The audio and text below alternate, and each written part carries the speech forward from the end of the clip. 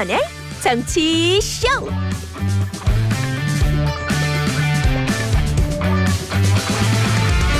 여러분 안녕하세요. 김태현의 정치쇼 김태현입니다. 이재명, 윤석열 여야 두 후보가 주말 사이에도 바쁘게 움직였습니다. 두 후보 모두 본인들이 나쁘다고 생각하는 것들을 언급해서 언론이 주목하고 있습니다. 더불어민주당 이재명 후보는 나쁜 언론 환경을 이길 수 있도록 작은 실천을 해달라 이렇게 얘기했고요. 국민의힘 윤석열 후보는 종부세를 나쁜 세금으로 규정하고 전면 재검토하겠다 이렇게 얘기했습니다. 이재명 후보가 말하는 작은 실천, 이거 대체 뭘까요? 윤석열 후보는 종부세를 아예 없애자는 얘기일까요?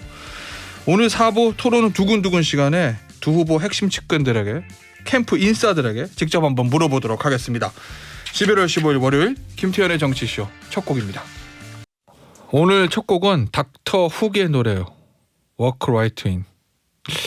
왜 이거를 선곡했는지 모르겠습니다. 저는 제목하고 오프닝은 상관없는데 뭐 이런 건가? 양 후보한테 보낸 우리 정 PD의 경고일까요? 아무 공약이나 아무거나 막 던지면 한 번에 훅 간다. 그래서 닥터 훅 이거예요? 아닌가? 어쨌든 노래가 좋아서 틀었답니다. 오늘 문자가 많이 들어오는데 월요일 아침부터 첫 번째 문자부터 논란의 여지가 있는 문자를 우리 제작진이 선정을 했어요. 커피님, 테디 어제 한국 시리즈 경기 보러 고척에 다녀온 KT 팬입니다. 어제 KT가 1승을 먼저 잡아서 너무 기쁘네요. 1승 기념 커피 쿠폰 주세요라고 하셨는데 이 문자를 보면서 옆에 있던 최영찬 기자가 저한테 얘기했어요. 이분 커피 못 받으시겠네요 라고. 당연하죠. 저는 두산 팬입니다. 어제 1차전을 졌어요. 기분이 별로 좋을 리가 없습니다.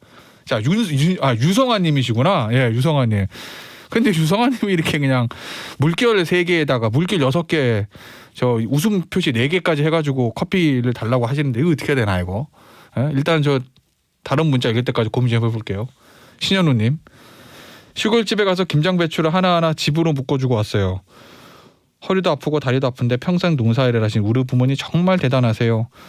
오늘 저도 커피에 손 번쩍 들어요. 오늘 신입이 들어오는데 신입과 나누어 마실게요 하셨습니다. 커피 한 잔을 가지고 두 분이 나눠 마시면 양이 적습니다. 2장 드릴게요. 신현우님, 저 신입하고 이제 한 잔씩 하시면 되겠다. 송주익님, 우리 이사팀 3명 오늘은 마산으로 출발합니다. 정치쇼 들으면 월요병 이겨낼 수 있도록 할게요. 파이팅 하셨는데요. 이사팀 센터 하시나 보다. 저 3분 또 커피 또 카페인이 있어서 일하시다가 또 식후에 또 식곤증도 없애줘가지고 좋으니까 커피 쿠폰 3장 드릴게요. 송주익님께.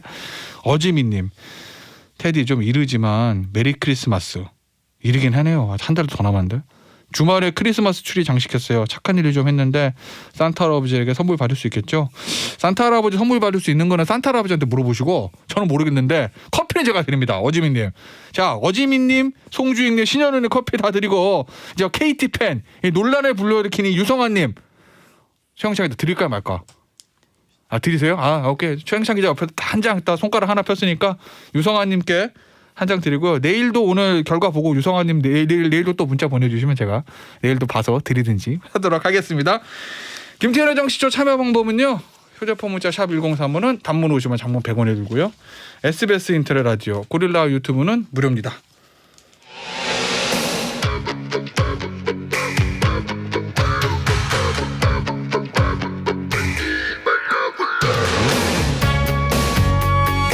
지금 가장 중요한 소식들만 간추렸습니다.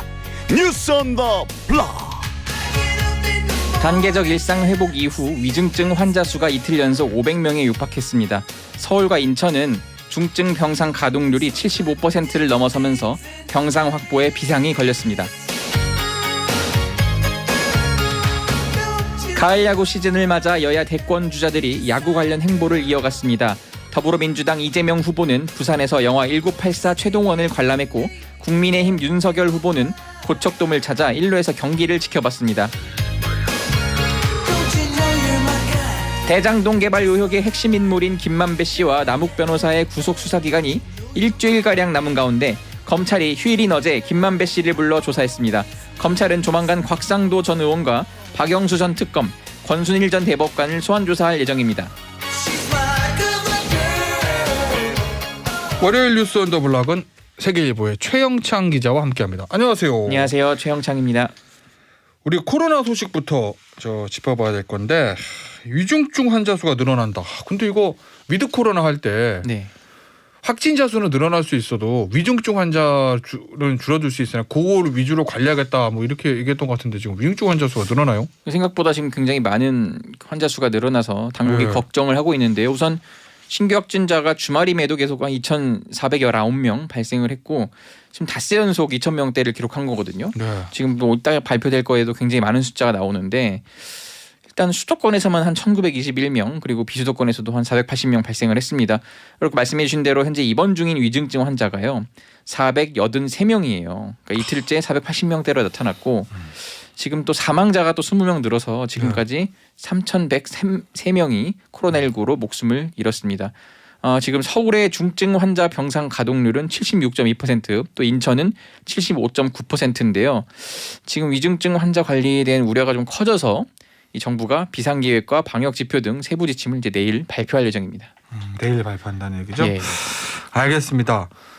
민주노총이 주말에 동대문 쪽에서 집회를 했었잖아요. 네. 서울시에서 그 집회 참석자 전원을 고발하겠다? 그렇습니다. 2만 명이요? 네네. 지금 그러니까 서울시가 이미 집회 금지 통보를 했었는데 그럼에도 도심 집회를 강행해서 이것 때문에 지금 감염병 예방법 위반을 한 그 혐의로 민주노총을 서울시가 이제 경찰에 고발을 했습니다. 민주노총은 그제 오후 2시부터 4시까지 2시간 동안 서울 동대문 일대에서 한 2만여 명이 참석한 가운데 전국 노동자 대회를 개최했습니다. 앞서 서울시는 지난달 민주노총이 이번 집회와 관련해 약 1만 명이 모여 행진하겠다는 계획으로 낸 신고에 대해서 금지 통보를 한 바 있는데요. 이 때문에 경찰은 불법 집회 주최자는 물론이고 불법 행위에 책임이 있는 주요 참가자들한테도 이제 출석을 요구하겠다 이렇게 밝혔습니다.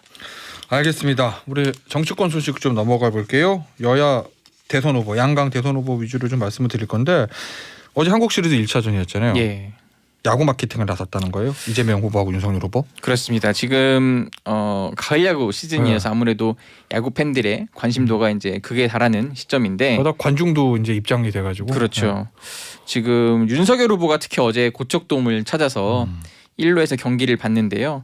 과거에 두산 팬이라고 알려져 있었는데 이날은 뭐 응원하는 팀이 없고 뭐 검사가 지역을 순환해서 근무하지 않습니까? 이 때문에 그 해당 지역에 가면은 그 연고팀을 응원한다 이렇게 밝혔고 재밌는 거는 네. 이재명 지사는 KT 팬이 이재명 후보죠 이제 이재명 네. 후보는 KT 팬이거든요.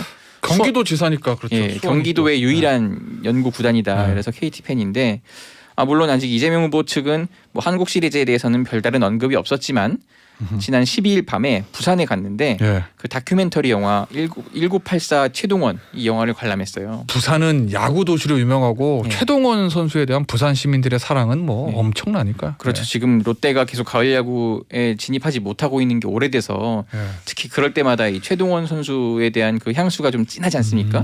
그렇기 때문에 지금 이 영화는 특히 이제 그 1984년 예.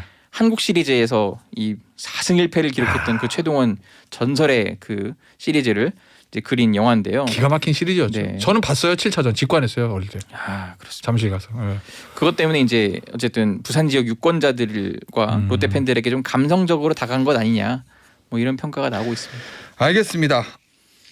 여당의 이재명 후보, 민주당의 이재명 후보 그 뭐 신고 녹취록 또 공개했더라고요. 그 아내 김혜경 여사. 네, 이거를 지금 119 차 타고 갈 때. 그러니까 온라인 상에서 SNS 이런 식으로 이제 굉장히 많은 루머가 돌고 있어서 지금 후보 측 이재명 후보 측이 굉장히 강경 대응을 하는데요. 네. 그러니까 이재명 후보가 그 아내 김혜경 씨 낙상 사고 관련 루머에 이제 대응이 좀 적극적으로 하는데, 그러니까 어제는 특히 선대위 차원에서 그 이재명 후보가 119에 신고했던 그 녹음 파일을 공개를 했습니다. 저도 직접 들어봤는데 이제 녹음 파일도 공개하고 녹취록도 공개를 했거든요. 이 녹취록에 따르면은 신고자인 이 후보가 지난 9일 오전 0시 54분에 그런 자신의 뭐 신분이나 성명을 밝히지 않은 채 뭐 거주지를 말을 했고, 그런 다음에 이제 뭐 증상을 확인하고 또 코로나19 의심 증세 유무를 확인하는 그 안전신고센터의 질문에 이제 차분히 답을 했고요. 뭐 그런 식으로 이제 와서 이제 1시 넘어서 이제 119 구급차에 실어서 같이 이제 병원으로 옮겨졌죠. 근데 이제 좀 그 보도 자료를 보니까 사족을 하나 달았는데 네. 이런 표현이 있어요. 김문수 전 지사와는 달리 대통령 후보임에도 공과 사를 구별해 일반 시민의 자세로 신고했음에도 여러 논란이 일어 안타깝다. 이렇게 얘기했는데 네. 아니 뭐 그렇게 그 이제 뭐 좀 상황이 다르긴 한데 물론 김문수 전 지사가 이제 저 그 119에 이제 전화해서 저 도지사입니다 뭐 이런 네. 식으로 해서 좀 논란이 있었는데 예전에. 네 굳이 그걸 안 달아도 이미 알 사람들은 같이 다 비교해서 알거든요. 좀 그런 게 조금 너무 프로답지 않았다 이런 생각이 들고 예. 하여튼 뭐 그랬습니다. 지금 또 어제 그리고 주말 동안 이재명 후보가 2박 3일 동안 부산, 네. 울산, 경남을 좀 다녀왔거든요. 이제 메타버스라고 해서 뭐 매주 타는 버스인데 민심 탐방을 마쳤습니다. 주로 이제 2030 세대를 겨냥한 일정을 소화하면서 청년 세대 이야기를 많이 들었습니다. 알겠습니다. 국민의힘 같은 경우에 크라켄. 예. 그 이준석 대표의 비단 주머니 중에서 1번 주머니 있던 게 이 크라켄이라는 거잖아요. 이거 네. 어제 공개했어요? 그렇습니다. 지금 대선을 앞두고 이 온라인 공간에서 이 댓글 조작을 막겠다 이런 취지로 지금 크라켄 프로그램을 공개했는데요. 이게 기억하실지 모르겠지만 2017년 대선 때 이제 킹크랩 네. 뭐 특검까지 갔던 그 킹크랩 프로그램을 이용해서 뭐 댓글 이런 걸로 뭐 온라인 여론을 조작한 그 이른바 드루킹 사건 네. 이 재발을 막겠다 이런 지금 대응책을 내놓은 건데 그러니까 이게 뭐냐면은 주요 키워드를 갖고 포털 기사들을 이제 크롤링이라고 하죠. 웹상의 각종 정보를 이제 자동화된 방법으로 이제 수집해서 분류하는 거예요. 이제 그거를 해서 이제 인공지능 AI 엔진을 바탕으로 이상한 행위를 자동으로 분석한대요. 이게 그렇기 때문에 지금 어쨌든 그 또 전문 모니터링 요원이 있어서 네. 이게 다시 한번 검증을 한 다음에 이게 만약 여론 조작이다 이러면 이제 선관위에 신고를 한답니다. 뭐 그런 식으로 해서 하는데 그럼 이 이름이 왜 크라켄이냐? 네. 그 신화에 등장하는 거대한 문어 괴물인데 킹크랩 잡아먹는 얘기구나. 그렇죠. 이 크라켄이 킹크랩의 네. 그 개, 네. 크랩을 사냥한다는 그 의미를 담아서 프로그램 명칭을 정했다고 합니다. 알겠습니다. 오늘 이재명 후보하고 윤석열 후보 일정 그거 좀 네. 간략히 소개 좀 해주세요. 아, 네 오늘 이재명 후보 조금 뒤 국회에서 e스포츠 발전 국회의원 모임에 참석을 하는데 네. 요즘 e스포츠 쪽이 굉장히 공을 들이고 있어요. 역시 또 MZ 세대를 그렇죠. 겨냥한 뭐 거군요. 청년 세대를 겨냥하겠다 이런 취지로 풀이되고 윤석열 후보는 오늘 이준석 대표와 함께 그 김종인 위원장 관련된 그 만화책이 오늘 출판 기념을 합니다. 네. 뭐 김종인 위원장이 직접 쓴 건 아니고 김종인 위원장을 이제 모델로 해서 이제 그린 만화책인데 요 출판 기념회에 참석을 해서 오. 김 위원장과 자연스럽게 만나는 지금 이제 일정 예정돼 있어서 또 오늘 이후에 또 어떤 행보가 그려질지 한번 좀 네, 기대가 됩니다. 결국 오늘 윤석열 후보 행보는 그 출판 기념회에서 이준석 대표도 만나고 김종인 위원장도 만나면서 선대위에 관한 그렇죠. 어떤 얘기가 나오지 않을까 그래서 또 관심 있는 거군요. 알겠습니다. 2650님 직접 읽어주시고 뭐. 네. 예, 월요일은 최영창 기자님 브리핑을 꼭 듣고 활기찬 시작을 하고 있어요. 활명수 같이 뻥 뚫어주는 또랑또랑한 목소리로 정치, 사회, 스포츠, 성대모사까지 늘 보는 라디오로 보고 있어요 하고 2650님이 네. 커피 드려도 돼요. 아, 네. 커피 뭐 몇 잔 드릴까요? 한 잔 드리죠. 한 잔 네, 드리겠습니다. 알겠습니다. 1550님께도 커피 쿠폰 드리고요. 저기 사회뉴스는 보겠습니다. 야, 저는 주말에 이 뉴스 보고 좀 놀랐는데 네. 포털에서 연합뉴스하고 스포츠서울이 1년간 퇴출됐다. 다른 곳보다 연합뉴스는 국가기관 통신사인데 네네. 어떻게 포털에서 뉴스가 퇴출되게 된 그렇죠. 거예요? 이제 좀 지각 변동이 일어날 것 같은데요. 그러니까 오는 18일부터 최소 1년 동안 연합뉴스 기사를 네이버와 다음에서는 볼 수 없게 되고 뭐 검색으로는 가능합니다. 네. 근데 이제 이게 왜 그러냐면은 그 광고성 기사를 지난 10년 동안 2,000건을 올린 사실이 적발됐거든요. 광고성 기사. 예, 이게 광고인데 기사로 네. 포장을 한 거를 그대로 포털에 올린 거죠. 뭐 몇몇 신문들 보면 그런 기사들이 있긴 있잖아요. 네. 광고를 근데 기사로. 그럴 때 이제 뭐 자사 홈페이지까지는 뭐 이렇게 하는데 네. 이거를 포털까지 전송하는 거는 좀 문제가 있다고 판단을 한 겁니다. 그렇기 때문에 이제 뉴스 제휴평가위원회라는 데가 있는데 거기서 이제 강등 조치를 내렸고요. 그 뉴스 제휴평가위원회가 어떻게 평가했냐면 올해 3월부터 8월까지 부정 행위로 부과받은 누적 별점이 총 6점 이상인 데를 이제 한 평가 대상으로 올렸는데 연합뉴스와 스포츠서울 등 9개 매체를 심사를 했어요. 근데 연합뉴스와 스포츠서울에만 강등 조치를 좀 내렸는데 이 혹시 기억하실지 모르겠는데 연합뉴스가 지난 8월에 기사형 광고를 띄워가지고 그 32일 동안 그 노출 중단이라는 징계를 받은 바 있어요. 그 그래요? 때문에 이제 연합뉴스가 포털에서 또 한 달 동안 안 보였었는데 지금 이걸로 인해서 이번엔 또 1년짜리 징계를 받게 된 겁니다. 알겠습니다. 검찰 수로 좀 가볼게요. 네. 저 대장동 의혹 관련해서 김만배 씨 구속 후에 3차 소환됐다고요? 그렇습니다. 지금 화천대유 대주주 김만배 씨가 어제 검찰에 출석을 했는데 이 구속 뒤에 세 번째 조사입니다. 지난 11일 구속기한을 한 차례 연장했던 서울중앙지검 수사팀이 일주일 앞으로 다가온 구속기한 만료를 앞두고 막판 이제 혐의 다지기에 돌입한 건데요. 네. 수사팀은 김 씨를 상대로 정관계 로비 의혹에 대해 집중 추궁한 것으로 지금 알려졌습니다. 검찰은 조만간 곽상도 전 의원과 박영수 전 특검 그리고 권순일 전 대법관을 소환 조사할 예정인데요. 검찰은 지난달 12일 김 씨를 상대로 1차 구속영장을 청구하면서 곽 전 의원 아들이 받은 그 퇴직금 50억 원을 뇌물로 규정을 했는데 검찰은 또 50억 원에 대한 추징 보전과 함께 지난달 곽 전 의원 아들을 두 차례 불러 조사를 했습니다. 수사팀이 김 씨의 남은 구속 시한을 이유로 소환 대상자 가운데 곽 전 의원을 먼저 불러서 이 공소장에 우선 포함시킨 뒤 이 나머지 인물의 좀 추가 기소 여부를 저울질할 가능성도 나오고 있습니다. 알겠습니다. 마지막으로 경제 뉴스 볼게요. 네. 한국경제연구원에서 취업난 속에 올해 청년층이 겪는 경제적 고통이 역대 최고다. 네. 뭐 이렇게 발표했다는 거예요?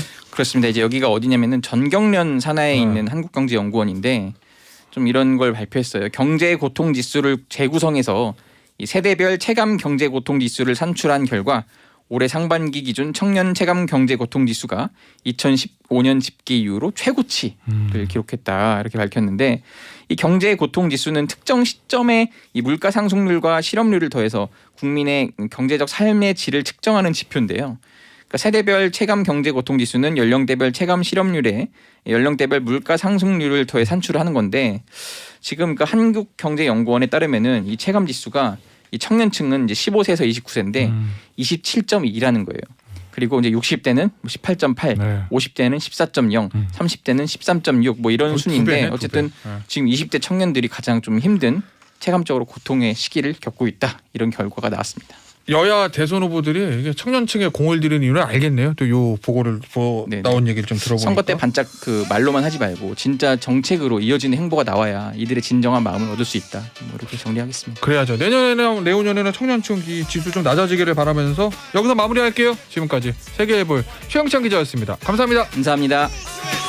월요일 2부 3부 뉴스 싹 쓸 시간이죠. 주말 동안 있었던 핵심 뉴스를 싹싹싹 끌어모아서 탈탈탈 털어드리는 시간. 세 분의 기자 모셨습니다. 정호선 SBS 기자, 류지혜 중앙일보 기자, 김한 한겨레 신문 기자 나오셨어요. 안녕하세요. 안녕하세요. 자, 저희가 뭐 정치, 경제, 외교 할 거 많은데 오늘은 역시 첫 소식은 정치 이슈부터 보겠습니다. 그런데 국내 정치가 아니라 외교 안보에 관한 정치 이슈예요. 준비된 것부터 좀 듣고 오겠습니다. 이 후보는 34살로 현재 최연소 미 연방상원의원인 존 오소프 의원을 만났습니다. 이 후보는 미국의 지원과 협력 덕에 경제 선진국으로 인정받는 성과를 거뒀다면서도 미국 책임론을 언급했습니다.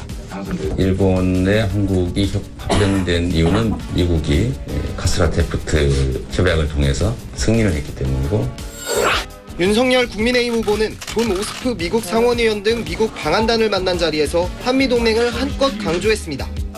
전통적인 안보뿐만이 아니고 모든 분야에 관한 소위 포괄적 이 동맹의 중요성은 아무리 강조해도 지나치지 않습니다. 자, 류지혜 기자. 네. 류지혜 기자가 항상 걱정했습니다. 여야의 대선 후보들이 외교 공업에 전혀 왜냐면 한 사람은 저 행정 시장과 도지사 또 한 사람은 검찰총장 외교 안보의 경험이 없어서 네. 실력은 둘째치고 관심이라도 있는지 모르겠다 걱정했었잖아요. 네, 네. 근데 이번에 저 미국 상원의원 존 오스프 의원이 와가지고 양 후보를 다 만나고 갔어요. 네. 뭐 여러 가지 얘기들이 있었는데 어떻게 보세요? 미국에 대한 시각 차이가 드러났다. 뭐 이렇게 봐도 되는 거예요? 양 좀 후보? 선명하게 드러난 것 같아요. 기본적으로 이재명 후보 같은 경우는 그 오소프 의원만 만난 게 아니라 그 한국에 방한했던 동아태 차관보 데니얼 크리텐브링크라는 차관보를 만나고 그다음에 싱하이밍 주한 중국 대사를 네. 만나고 그리고 존 오소프 의원을 만나는 식으로 진행을 해서 실용 외교라고 이제 주장을 해왔던 미국과 중국 어느 쪽에도 뭐 이렇게 치우치지 않고 하겠다. 그리고 그런 걸 보여주려고 한 것 같고 또 키워드는 자주였던 것 같아요. 네, 자주. 네. 그래서 사실은 그 가스라테프트 협약 얘기도 그런 맥락에서 한 게 아닌가 싶습니다. 이게 뭐 그런 거겠죠. 미국이 아무리 중요한 동맹이어도 할 얘기는 하겠다. 라는 건데 이거를 굳이 그 상원 의원을 만나서 그것도 언론에 다 공개되는 이런 모두 발언에서 약간 좀 면박 주듯이 할 필요가 있었을까라는 거는 또 부차적 다른 별개의 문제인 것 같아요. 왜냐하면 외교적으로 전달할 수 있는 방법은 충분히 많이 있거든요. 네. 근데 이재명 지사가 전에도 했던 얘기를 보면 반복적으로 하는 이야기가 왜 우리를 그 괴롭힌 건 일본인데 분단은 우리가 됐냐라고 하면서 더 이제 올라가선 샌프란시스코 강화 조약부터 해서 이제 굉장히 부정적인 시각을 보이는 경우가 많았는데 그 신조가 드러난 것 같은데 그럼에도 불구하고 이제는 공당의 대선 후보인데 좀 더 외교적인 방법으로 전달하는 게 좀 가능하지 않았을까라는 생각이 하나 들고요. 윤석열 윤석열 후보는요? 후보 같은 경우는 미국 인사들만 같이 만났고요. 중국 쪽 인사는 접촉을 하지 않았고 대신 외신기자 클럽에서 네. 간담회를 했습니다. 근데 보면 생각보다 외신기자 클럽에서는 한미동맹 관련 이야기는 많이 안 하고 대일관계 이야기를 많이 했어요. 그랬어요? 이 정부의 실책도 얘기 많이 하고 뭐 이렇게 김대중 오부치 선언에 네. 다시 정신을 계승을 해서 해야 된다라고 했는데 이게 사실은 그 자리에서 일본 얘기를 하는 거는 미국 들으라고 하는 이야기예요. 미국한테 지금 제일 중요한 건 중국을 견제하는 거고 그거의 동북아에서 핵심 기제는 한미일 안보 협력입니다. 네. 근데 이 정부에 들어와서 그게 많이 떨어져 있다고 생각을 하기 때문에 걱정을 많이 하는데 그 포인트를 공략을 하려고 한 거라고 생각을 해요. 근데 반면에 제가 보기에 중국이 보기에는 좀 윤석열 후보가 중국에 대해서 좀 부정적이라고 생각을 할 만한 상황도 좀 있었던 건 맞는 것 같아요. 예. 이게 사드 배치 같은 경우도 물론 맞는 말입니다. 사드 배치는 주권 사항이다라는 게 맞는 말인데 기존에도 사드 배치에 대해서 크게 문제가 불거진 건 우리 주권 사항이니까 우리가 하면 되는 거긴 하지만 그 문제에 대해 소통이 충분히 안 됐기 때문에 중국의 반발이 컸던 거거든요. 그러니까 이런 부분도 조금 더 외교적으로 좀 더 부드럽게 상대방이 이해할 수 있는 만큼의 설명을 붙여서 했으면 좋았을 텐데 그런 부분도 부족한 게 보였죠. 알겠습니다. 딱 들어보니까 그냥 이재명 후보하고 윤석열 후보가 원래 전통적인 방식, 이재명 후보는 민주당 정통 지지층이 좋아하는 네. 얘기들, 윤석열 후보도 국민의힘 전통적 지지층이 좋아하는 얘기들, 그거 한 것 같다는 생각이 들었어요. 예전에 뭐 있었던 자주파, 동맹파, 그게 여기서 그냥 그대로 드러나는 느낌이 좀 들어서 말씀드렸고요. 근데 요거 뭐 의전 얘기 막 나오던데 얼핏 보니까. 그냥 자리 자리 배치가 배치 어쨌다. 문제 예. 때문에 그러는 건데 그럼 뭐예요? 먼저 전제를 말씀드리면 정답은 없어요. 아, 정답은 없다. 외교 의전에서 뭐 어느 급이 어느 나라에서 왔을 때 이렇게 안 쳐야 된다라는 건 없어요. 네. 근데 그 말은 다시 얘기하면 뭐냐면 두 쪽 다 그냥 본인들이 생각하기에 네. 외빈을 예의 있게 이렇게 갖춰줘서 맞는 방식으로 맞으면 되는 거예요. 근데 저는 문제는 그거를 이재명 후보 측에서 네. 윤석열 후보의 그 자리 배치를 가지고 뭐 오야붕을 하면서 한 게 저는 사실 되게 비생산적이고 쓸데없는 얘기라고 생각을 하는데 윤석열 후보가 가운데 앉고 네. 오른쪽에 이제 미국 상원의원단 앉고 왼쪽에 네, 이제 네. 국민의힘 관계자단 앉고 네, 이렇게 맞아요. 앉았다는 거죠. 예. 그게 사실은 의전에 그런 디테일한 정답지가 있는 건 아니지만 굉장히 큰 원칙들은 있어요. 그거 중에 이제 5R이라고 해서 이제 네. R로 시작한 5가지 원칙이 있는데 그 중에 하나가 랭크예요. 서열이에요. 아, 서열. 의전은 서열이고 접수하는 급이나 이제 방문의 성격에 따라서 차등 있게 대하도록 돼 있어요. 오, 예. 그러니까 사실 어떻게 보면 통상적으로는 이재명 후보가 만난 사람이 상원 의원이고 이제 차관보인데 이재명 후보는 우리나라의 대통령이 될 수 있는 사람 중에 하나잖아요. 그럼요. 그리고 이미 대선 후보들은 다 국무총리에 준하는 경우를 받고 네. 있잖아요. 그러니 그렇게 1대1 회담을 하듯이 앉지는 않아요, 잘. 그러니까 사실 어떻게 보면 윤석열 후보가 앉은 게 더 통상적이긴 해요. 급이 위란 얘기죠. 그렇죠. 상원의원 한 명보다는. 예, 그러니까 그 일례도 아니죠. 우리 대통령이 문재인 대통령이 지난번에 그 미국에서 국무장관, 국방장관 왔을 때 앉은 배치를 보세요. 딱 그렇게 앉았어요. 근데 그러면 민주당이 그것도 우리 문재인 대통령이 오야분 기질이 세서 그런 거라고 얘기할 건가요? 그러니까 이런 불필요한 소모적인 논쟁을 할 필요가 없어요. 예. 알겠습니다. 국내 정치권 소식인데 이제 외교 한번 말고 국내 정치를 좀 볼게요. 2부에서는 이재명 후보 얘기해 볼 거고 윤석열 후보는 뭐 3부에서 얘기해 볼 건데 김한 기자. 이재명 후보가 부산 갔잖아요 주말에. 부울경도 굉장히 중요한 지역이니까. 메타버스의 첫 번째 지역으로 선택하니까요. 민주당 입장에서. 근데 뭐 부산 재미없잖아. 뭐 이렇게 얘기해가지고 또 뭐 약간 설화 입사인 것 같아요. 저는 이 재미없잖아 발언보다 뒤에 솔직히를 붙인 게 이재명 후보의 언어 습관의 문제인 것 같아요. 솔직히. 그러니까 재미없다 부산 이렇게 얘기하고 설명하면 되는데 솔직히를 붙이면서 되게 여러 가지 해석의 여지를 열거든요. 진심을 담아서 하는 근데 그런 느낌인가? 이재명 후보가 제가 지난 대선 때 경선 때 그 마크를 할 때도 그랬는데 이런 방식으로 얘기를 많이 해요. 그러니까 본인은 이게 좀 언론의 주목을 끄는 방식이라고 생각을 하는 것 같아요. 그러니까 예를 들면 그때는 예를 들면 언더독 후보였고 자꾸 이제 언론 뭐 본인 표현으로 변방사또라고 표현을 할 때였으니까 이제 언론에 자꾸 이제 얘기가 되는 방식으로 언론에 이제 그 보도가 되는 방식으로 접근을 해야 되니까 하는 것 같은데 지금은 이제 여당 후보를 확정이 됐는데 매우 적절치 않은 발언이고 이 발언으로 여러 프레임에 지금 걸려버렸거든요. 그러니까 왜냐하면 기다리고 있어요. 이재명 후보가 실수하기를. 근데 이 발언을 하니까 바로 지역 비하하는 거냐 이렇게 되고 또 이 재미가 무슨 말이냐 뭐 그 박형준 부산시장 같은 경우에는 강남 같지 않아서 미안하다 뭐 이런 이제 글을 또 올리기도 했는데 이게 그 전체적으로 보면 이재명은 좀 언행이 가벼워 이 이미지가 있는 거잖아요. 근데 그거를 또 한 번 더 각인시키니까 굳이 이렇게 발언을 해야 될 필요가 있었는가 이런 생각이 듭니다. 근데 이재명 후보 쪽에서 뭐라고 얘기해요? 이 발언에 대해서 지역 균형 발전 얘기를 한 거라고 설명을 하죠. 당연히 공식적으로. 근데 지역 균형 그러니까 부산 경제가 활력을 잃었다라는 거는 뭐 십수년 된 얘기예요. 근데 그거를 얘기하는 방식이 여러 가지가 있고 지난 이제 그 선거 때도 나왔던 가덕도 공항 같은 게 결국에는 부산 경제 때문에 발생한 문제잖아요. 그러면 그거를 지역 균형 발전이나 이런 게 평소 소신이라고 한다면 서울에 비해서 발전이 그래 서울만큼 된 거 발전이 아니다. 그리고 이제 최근에 이제 죠 예를 들면 뭐 인프라 투자나 이런 부분에서도 부족함이 있고 그 부분에서 이제 어떤 활력 이런 의미로 재미라고 얘기를 한 거다라고 설명을 하는데 뭐 그 의미가 맞을 겁니다. 이재명 지사도. 근데 언어라는 게 결국엔 표현되는 방식이고 듣는 사람들은 다르게 수용을 하는 건데 그럼 정치인이라고 하면 사실 그 부분에서 그러면 지역균형 발전이라고 얘기했으면 되는데 표현을 이렇게 하면서 굉장히 여러 논란을 낳고 있습니다. 하나만 더 짚어볼게요. 이건 뭐예요? 우리가 언론사가 돼야 한다.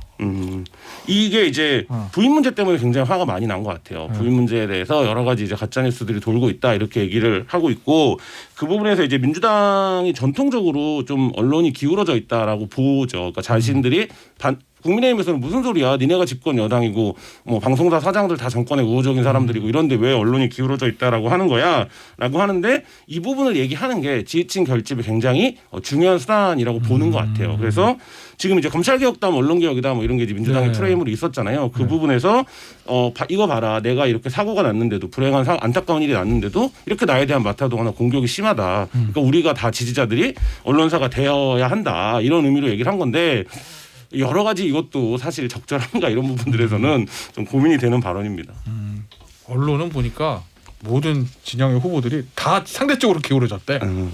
그죠? 맞습니다. 근데 이게 그건 있어요. 이게 언론이 이 후보 부인 문제를 그렇게 보도를 안 했었거든요. 초반에. 그러니까 짧은 이제 공식적으로 온 풀 외에는 크게 뭐 추측성 보도나 이런 걸 하지 않았어요. 근데 이게 이제 SNS에서 퍼진 건데 이 후보가 이거를 갖고 언론을 공격하는 소재로 쓰고 있다라는 게 사실 이제 어떻게 보면 층위가 맞는가 이런 고민도 좀 듭니다. 근데 이게 언론개혁법 때도 우리 같은 얘기했잖아요. 사실 그들이 언론개혁을 해야 된다고 법제화까지 해야 된다고 근거로 둔 보도 내용은 우리가 일반적으로 얘기하는 언론에서 하는 게 아니죠. 유튜브나 SNS. 네, 그렇죠. 그러니까 그걸 근데 분간하지 않고 언론으로 싸잡아서 평소에 있던 불만까지 터트리는 약간 이런 행태가 반복이 되는 것 같고 그리고 뭐 의도가 뭔지랑 상관없이 그냥 이 발언만 놓고 보기에는 굉장히 약간 분열적이고 선동적이다라는 느낌이 유권자로서 드는 게 사실이에요. 언론인을 떠나서. 맞아요.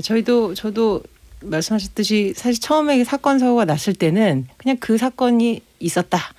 뭐 실려갔다. 이 정도였는데 SNS를 중심으로 또 유튜브 방송을 중심으로 뭐 지지층이든 어떻게 됐든 그런 루머들이 양산이 됐고 그런데 그렇다고 해서 저희 기존 언론사들이 그것을 받아 쓰지 않거든요. 근데 그 이후에 CCTV를 공개하겠다. 그리고 사진을 공개하겠다. 그리고 심지어 뭐 그 녹취록, 긴급한 녹취록 이런 것들은 이제 이 지사 쪽에서 제공을 한 거기 때문에 언론사들은 또 쓴단 말이에요. 그러면서 그 이슈가 계속해서 그럼 그걸 제공하게 된 그 배경이 이러이러한 의심들이 있었다. 이러면서 더 확대 재생산되는 거죠. 그러니까 사실은 잘 이번 이슈를 들여다보면 과연 뭐 제 말이어서 언론사 뭐 편드는 거 아니냐 이렇게 또 청취자들이 생각할 수 있지만 잘 생각해보면 언론사들이 그 정도로 그 가짜뉴스를 구분하지 않고 방송하거나 기사를 쓰지 않습니다. 알겠습니다. 경제 이슈 좀 보겠습니다. 네. 경제 이슈. 인플레이션. 안 좋은 얘기입니다. 들어볼게요. 무슨 얘기인지.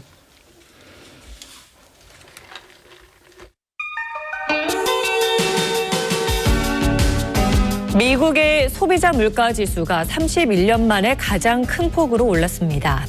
1년 전에 비하면 소고기 20%, 베이컨 15%, 계란은 12%나 올랐습니다.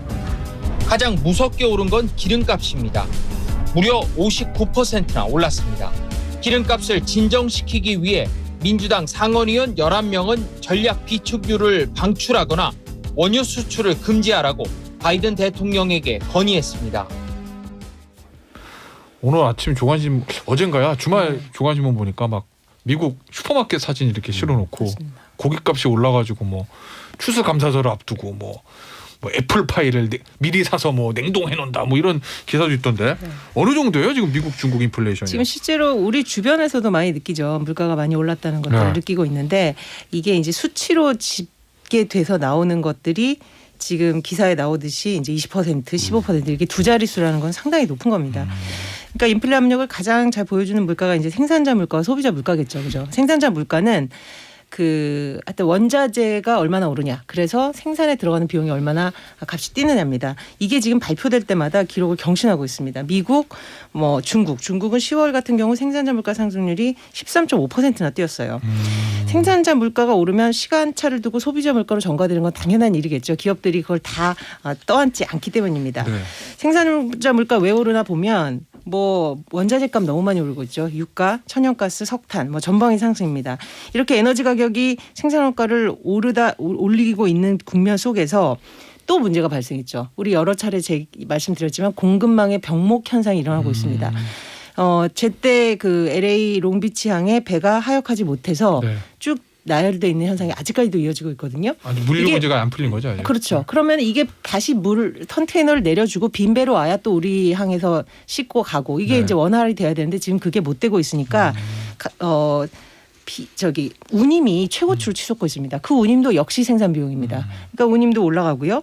그런데 그 다음에 또 문제가 있죠. 요새 일할 사람이 없다. 그러니까 구인난이 심하다니까 인건비가 오르고 있습니다. 왜냐하면 더 빨리빨리 많은 돈을 줘서 불러야 되니까. 그럼 이 인건비 역시 비용입니다. 그러니까 지금 생산자 물가를 구성하는 여러 요인들이 다 오를 수밖에 없는 국면에 처해 있는 거죠. 그런데 이게 가장 세계에서 경제 규모가 큰 우리 흔히 G2라고 하는 미국, 중국에서 일어나고 있다는 것이 문제입니다. 저 조그만 나라 아프리카 어떤 나라에서 물가가 20% 뛴다고 해서 큰 영향이 없겠지만 미국과 중국, 특히 중국 같은 경우는 전 세계 공장이라는 이름을 아직도 갖고 있기 때문에 우리나라뿐만이 아니라 전 세계의 인플레 압력을 심각하게 높이는 이런 요인이 되고 있다는 게 문제입니다. 특히 또 거기다 하나 더 붙이면 코로나19 이제 위드 코로나 되면서 수요가 살아났잖아요. 그러니까 지금 공급 쪽이 다 이렇게 차질을 빚는데 수요는 그렇죠. 애플파이 더 만들고 싶고 옛날보다 더 터키도 굽고 싶고 한데 없는 거예요. 그러면 소비자들의 이런 수요의 증가는 다시 또 경쟁을 부추겨서 가격을 또 높이는 그러다 보니까 이런 전방의 압력이 높아지고 있는 겁니다. 근데 얼마 전에 보니까 미 연준에서는 인플레이션 일시적이다 이렇게 얘기했다는데 근데 백악관에서 나오는 거 보면 물가 상승세를 뒤집는 것이 최우선 과제다. 이거 보면 미국 백악관도 연준 말대로 일시적인 건 아니고 이거 길게 갈 것 같아. 이거 못 잡으면 우리 지지도 떨어져 이렇게 보는 거 아니에요? 맞아요. 이거 되게 재밌어요. 연준은 우리 파월 의장이 해외 주식하시는 분들이 많아서 간밤에 다들 막 찾아보고 막 이런 상황이 됐잖아요. 이주열 총재보다 더 친밀하게 느껴지기도 하는데 파월 의장은 한 번도 일시적이 아니라고 한 적이 없어요. 그러니까 이런 지금 제가 앞서 말씀드린 여러 요인이 다 해결될 수 있는 걸로 보는 거죠. 그죠? 이게 구조적이지만 어쨌든 시간이 지나면 해결될 거기 때문에 본인은 일시적으로 본다. 진짜 문제는 이게 경기가 침체되는 건데 미국 경기는 지금 살아나고 있다. 이런 부분은 사실입니다. 그렇기 때문에 미 연준 입장에서는 일시적이라는 이름을 쓰고 있는 겁니다. 왜냐하면 얘네들은 만일에 일시적이 아니라면 통화 정책을 정상화해야 돼요. 풀던 거를 덜 풀거나 금리를 인상하거나. 근데 이걸 하기에는 아직은 이르다고 보거든요. 경기가 또 죽으니까 그렇다. 그렇죠. 그러니까 전제인 일시적을 뺄 수가 없는 겁니다. 그런데 바이든은 왜 그러냐. 바이든의 지지율이 심각히 떨어지고 있다는 데 문제가 있습니다. 바이든이 지금 경제 발목이 잡혀서 지지율이 41% 최저치를 갱신했죠. 그러니까 미국 국민들이 경제 문제에 대한 불안감 또는 불만 되게 크다고 해요. 지금 말씀하신 그런 여러 이 일상생활에서의 가격 상승 이런 것들이 이제 부담이 굉장히 크고 그리고 또 제가 보면 바이든이 이제 들어서자마자 친환경 정책을 주창을 했잖아요. 그 취지는 당연히 좋죠. 그 목적을 달성하기 위해서 좀 디테일한 정책을 마련을 해야 되는데 일단 친환경을 내세우다 보니까 이 그린플레이션이라고 해서 친환경발 탄소 중립발 물가 인상이 굉장히 거셌어요. 유가도 그래서 그런 그렇죠. 건가요? 그러니까 지금은 오히려 유가 때문에 산유국한테 증산을 요청해야 되는 상황이 된 거예요. 그래서 미국 내에서는 이런 약간 비웃음 뭐 이런 것도 있다고 해요. 그러니까 목적은 좋으나 그것을 너무 일시적으로 지향만 하다 보니까 그 정책상의 상충이 드러난 거죠. 친환경을 추진하면서 산유국한테 증산을 요청해야 되는 뭐 그런 것들도 어떤 조금 그 정책의 욕심만 앞서지 않았냐라는 비판을 불러일으킨 것 같습니다.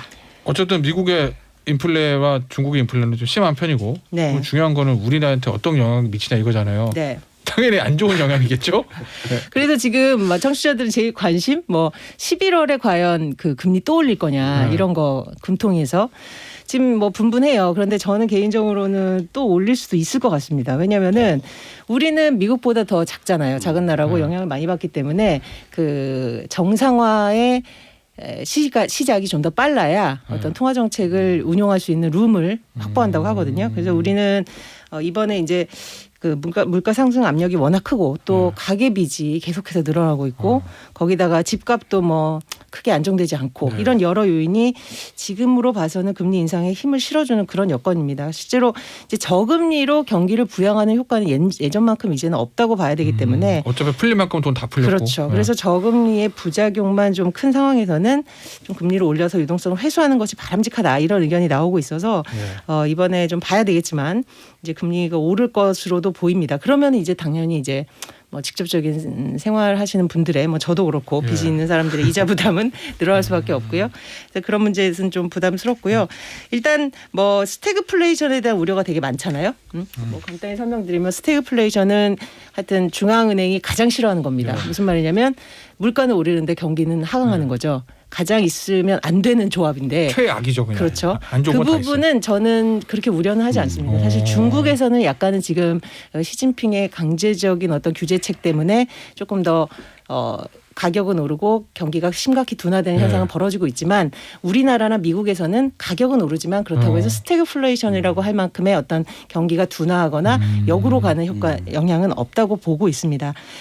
근데 다만 조금 걱정이 되는 것은 지금 유럽에서 굉장히 뭐 우리 위드 코로나 이후에 굉장히 많은 확진자들이 나오고 있고 또 코로나가 다시금 경기를 위축시키지 않을까 이런 부분에 있어서는 약간 우려는 남는데 그러면 올라온 물가는 안 떨어지고 경기로 확 죽고 이렇게 될 수도 있겠구나. 그런 요인 때문에 그런 우리가 사실 코로나라는 게 우리한테 미친 영향이 이게 예상하지 못한 악재였기 때문이잖아요. 그리고 이거를 어떤 경제적인 수단으로도 잡기 어려운 악재였기 때문에 그런 부분이 좀 우려가 됩니다만은 기본적으로 지금 위드 코로나 이후에 어떤 펜트업 소비라든지 수요는 살아 있고 그리고 기업들의 실적이나 기업들의 생산 여력도 탄탄한 편이고 이런 것들을 보면 경기는 인플레를 뚫고 좀 상승할 것으로 보이지만 그 원자재 가격이라든지 그런 공급망 이슈 이게 도대체 언제까지 갈지. 근데 저는 개인적으로 요거는 약간 시간이 걸릴 거다 이렇게 판단을 하고 있습니다. 알겠습니다. 오늘 뉴스삭스 2부는 여기서 마무리하고요. 잠시 쉬었다가 3부에 돌아오겠습니다. 쇼는 계속되어야 한다. 김태현의 정치쇼. 뉴스 싹쓸이 시간 함께하고 계십니다. 김한 기자, 정호순 기자, 류지혜 기자 모시고 있고요. 자, 다시 외교안보 이슈 좀 볼게요. 미중 정상회담. 이게 한미 정상회담, 한중 정상회담은 아니지만 G2다 보니까 미중 정상회담에서 다룬 이슈 이런 것들이 우리나라도 영향을 미칠 수밖에 없잖아요. 첫 정상회담인 거죠, 두 사람이 화상으로. 그렇죠. 통화는 했는데. 네. 근데 어떤 얘기들 오가요? 지금 뭐 일각 언론 보도 보면 뭐 합의된 건 아무것도 없을 거다 뭐 이런 얘기인데 의제들이 좀 어떤 게 쟁점이 정리되는 거죠 지금? 기본적으로 지금 그 가장 바이든 대통령이 중시하는 공급망 문제가 많이 거론이 될 걸로 보이고요. 근데 그 분위기는 아까 말씀하신 그대로인 것 같아요. 이게 생각을 해보세요. 이게 이미 코로나가 풀려서 글래스고에서 기후변화 총회도 하고 대면 정상외교가 이제 정상화가 되고 있잖아요. 근데 왜 굳이 화상으로 할까요? 사이가 안 좋으니까? 그거보다도 중국 쪽에서 근데 해외 출장을 굉장히 꺼려해요. 중국은 지금도 굉장히 코로나 그 베이징 올림픽 앞두고 있잖아요. 그러니까 더 철저하게 해서 단순할까요? 사이가 안 좋을까 하고요. 아니, 사이 안 좋은 건 이제 상수로 깔고 가는 거고요. 그래서 지금 중국 관리들은 지금도 해외 출장 갔다 오면 3주 동안 격리를 해야 돼요. 그러니까 굉장히 철저하게 하는 거죠. 그래서 시진핑 주석이 그 코로나 이후에 한 번도 해외 출장을 안 갔잖아요. 그러니까 이런 거를 사실 근데 좀 잘해보자고 배려를 하면 바이든 대통령이 움직일 수도 있는 건데 이게 그렇게 공식 방문을 하는 것 자체가 중국한테 선물을 주는 것처럼 될 수가 있는 거예요. 그리고 아까 이제 그 바이든 지지율 우리 정 기자님이 말씀해 주셨지만 너무 바닥으로 떨어져 있고 그리고 불과 중간 선거가 이제 1년밖에 안 남았어요. 근데 지금 많은 그 미국 경기의 문제가 중국과의 대결이라는 데서 사실은 근원적으로 시작이 되고 있는 거기 때문에 바이든 대통령도 밀린다는 분위기는 절대 국내적으로 받아서는 안 되는 거고요. 그래서 아예 그 젠 사키 백악관 대변인이 브리핑에서 협력 방안 논의하겠다라고 하면서도 아예 말을 바이든 대통령은 중국에 대해서 우리 미국이 우려하는 영역에 대해서는 머뭇거리지 않고 문제를 제기할 거다.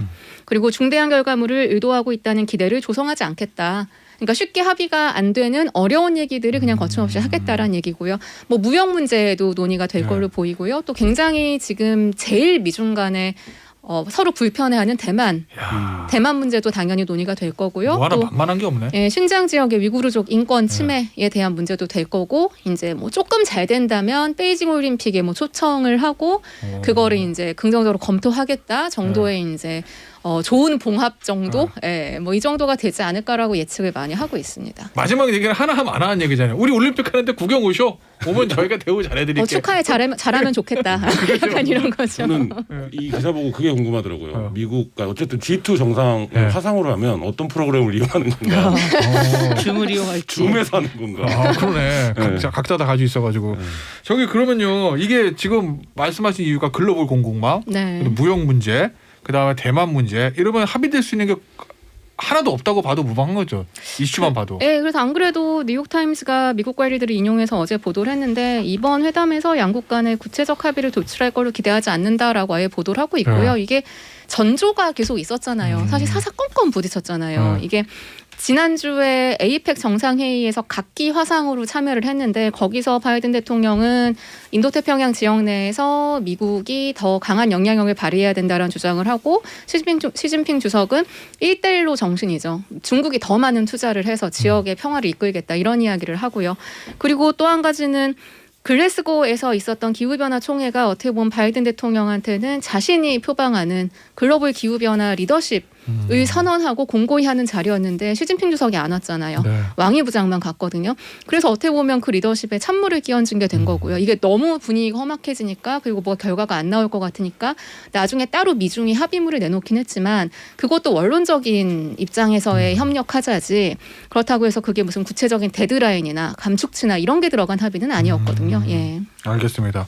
우리나라한테 가장 영향 끼칠 수 있는 거는 북핵 문제 혹시 얘기 나올까? 요거 항상 관심인데 어떨까요?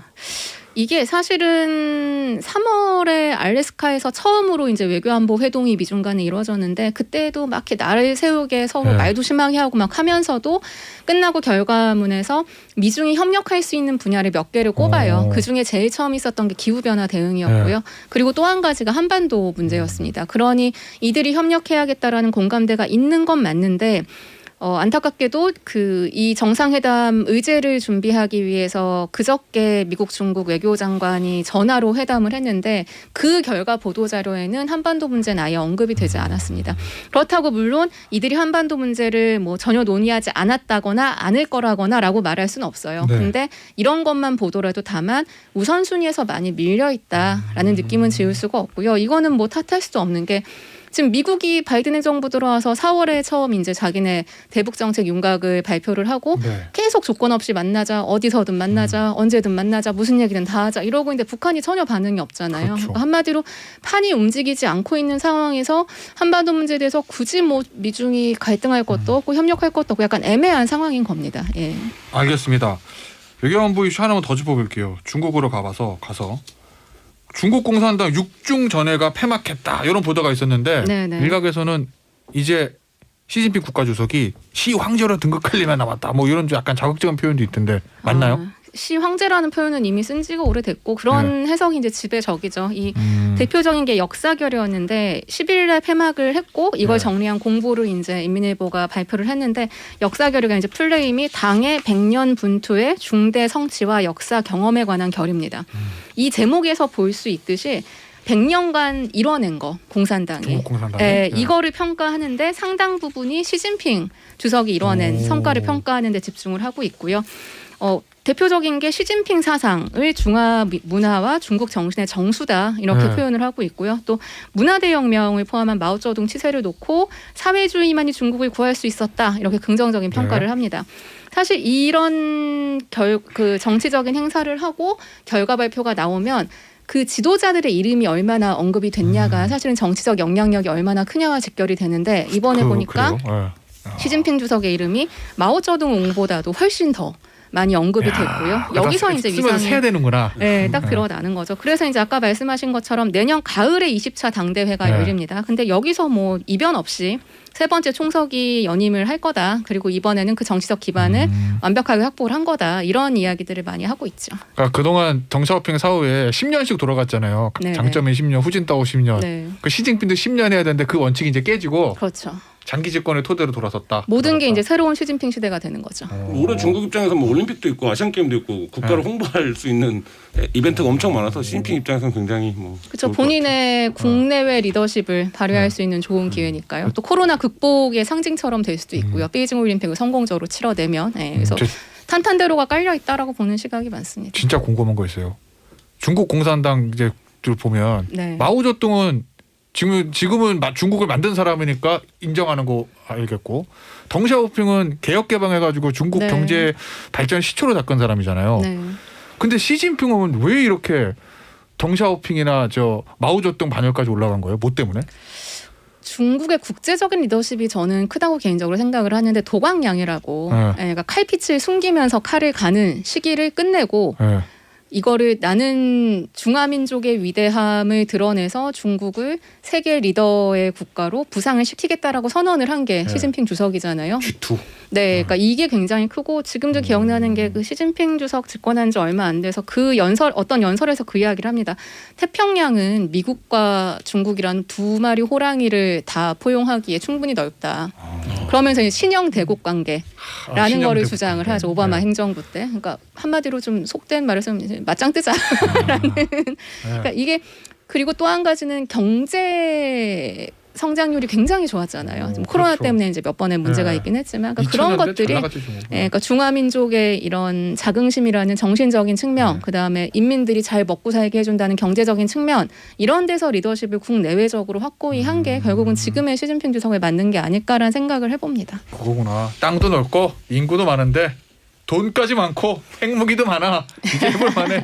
요거구나. 중국 역사상 우리가 최고다라고 자기네들은 생각했지만 전 세계적으로 G2다 이렇게 불리는 건 아마 중국 역사에서도 그렇죠. 거의 가장 강성한 시기 아닐까요? 그러네요. 이게 어떻게 그런 얘기도 하세요. 아편 전쟁으로 침몰했던 중화호를 다시 끄집어내서 운항을 제대로 하고 있는 게 그러니까 그렇게 긴 시간 동안 본인들은 치욕을 당했다고 생각을 하는 거예요. 원래 세상의 중심은 중국이었는데 아편 전쟁으로 꼬꾸라졌다가 이제 다시 제자리를 찾는다라는 약간 마인드가 있는 것 같아요. 네. 그러니까 우리나라는 더 힘들죠. 우리는 옛날에 양쪽이 이렇게 했는데 이제 그 사이에 껴 있잖아요.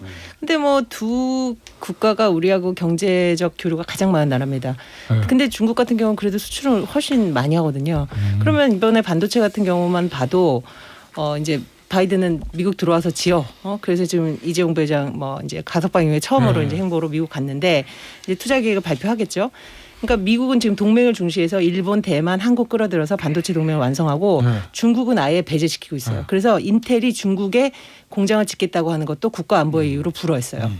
그런 식으로 지금 이렇게 그 갈등의 골이 깊어지다 보니까 우리는 장사는 둘 다 해야 되는데 어느 하나로 밑보이거나 저게 안 되니까 굉장히 눈치 보는 이 줄타기를 잘해야 되는 미묘한 상황입니다. 지금도 오늘 최종권 차관이 미국으로 출국을 했는데 한미일 외교 차관 협의가 워싱턴에서 열립니다.